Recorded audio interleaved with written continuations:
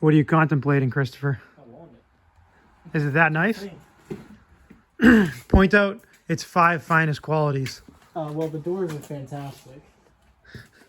The doors are great. I love the yellow headlights.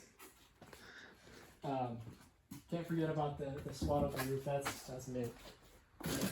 That's mint. Perfect. The slice in the tire, we can't see that now. Another just... That was the owner accidentally taking it off the trailer that he's owned his whole life the wrong way. We don't still have it up in the air. We could show off how nice and playful the steering is. I'm gonna have to tell him, if he doesn't see this video, I'm gonna have to tell him that he's lucky he sold it to us and his son isn't still driving it, because oh boy, that was dangerous. Yeah, actually though, like that's a pretty slick PMD cooler. Like that's chunky. That's an original FSD. I have one on my service truck. Yeah, that's chunky. You have to remember, he's been buying parts for this truck since 6.5s were like really big, because this is a 99. Yeah. And he had 6.5 vans before that, right? So yeah, the oil cooler lines look old school. Steel braided, but with a blue like cloth braid on the outside. Ah, the light, can't pull the light up. Yeah, well, he told me specifically. He told me old school. He told me that he did these oil cooler lines before anyone made a kit. So I guess that's why they're so beefy. He also has an oil relocation to underneath. Talk about this pipe. Oh, the intercooler? Yeah. So I don't know what company intercooler this is, but it is a bolt-on kit. Obviously, I think if we change this intercooler hat, like the intake hat, I think that it would probably benefit in a big way. Get one of straight up ones, 90 coming this way, and just straight piece of pipe. I don't know what it's even running for boost. I mean, the gauge that's in it probably isn't correct. The gauge says 3 pounds at idle, so that doesn't sound right. Well, that's because it's... no, he's got a boost gauge. I was going to say he might be running off of something from the computer, but I don't think he is. I don't know what kind of turbo this is. If anybody in the comments wants to try to guess what kind of turbo this is, there's the numbers on it. Oh, I can't see them, of course. Let me grab a light. Walking around without a light, it's like walking around without your shoes on glass.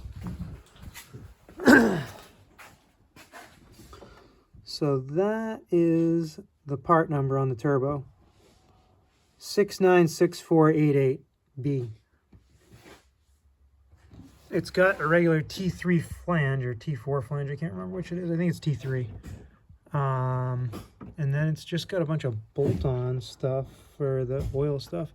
And it's just got a bunch of weird leaks. That someone heat wrapped the downpipe off of it. I got no clue how it even connects to the turbo itself back here. Maybe somebody welded it straight to it, I don't know. But they just put a brand new Kennedy stainless 3.5-inch exhaust on it, which I wouldn't have chosen, but it's actually pretty quiet. Oh, come on, you're already laying around on the job back here? It's so comfy. Are you just admiring the consolette? Yeah, consolette and the rear AC controls. And the pine scent. Yeah. The pine scent in here is just... up here. The pine scent's beautiful. I don't know what to call this one. The Christopher truck was way easier to work on. The Suburban's heavier. Although your truck's probably heavier with all the junk you have in the back. Yeah. It's a 1500. Badge is a 1500 with 8 lug wheels. So it's got a... What's the GVW on this? I haven't even looked. He told me. We filmed it. I don't know how much of it picked up because of the road noise and everything. 7,000 something. 850. Really? Yep, 8050. 850. Huh. So just shy of 9K. Well, so the service truck is 8,800, I think. And the other 2,500 is 8,800, but the 3,500 is 9,800. It's crazy, right? That's wild. Anyways, the newest addition to the collection. It fell in my lap. He literally called me and told me that he wanted to sell this to me. And he gave me a price that no one could have refused, especially Christopher. But he didn't call Christopher, he called me. Ready to go get the cash, though. It unfortunately has the auto shift 4-wheel drive. I'm not a fan. But it has a brake controller already in it. He took very, very good care of this up until he gave it to his son.